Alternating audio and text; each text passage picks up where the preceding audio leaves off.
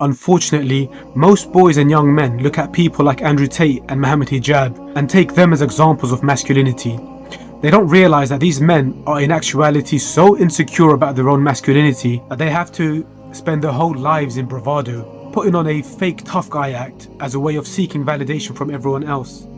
Men who are actually secure don't need to sing and dance about how tough they are.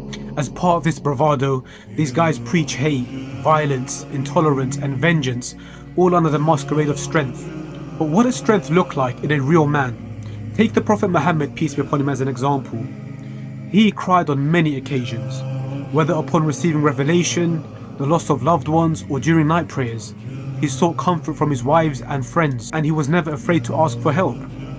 The Prophet, peace be upon him, had no ego, and therefore he never took personal vengeance, nor did he get personally offended by anyone. And a great example of this is when he took the message of Islam to the valley of Tate, and instead of accepting the message, they rejected him there. They humiliated him and they pelted him with stones until he was bleeding from his head to his sandals. This was one of the most difficult periods of the Prophet's life, and he was distraught. So the angel Gabriel came to him and said, "If you want, I will crush the valley of Taif between the mountains." And was his response to get revenge? No. He said, even though they never accepted my message, perhaps their children or their children's children will accept the message. And he had mercy upon them. The Prophet, peace be upon him, said, "Do not seek war, though if it comes, remain steadfast." The Prophet, peace be upon him, famously said, "The best of you are those who are best to their wives, and I am the best among you to my wives." So that is what true strength and masculinity looks like.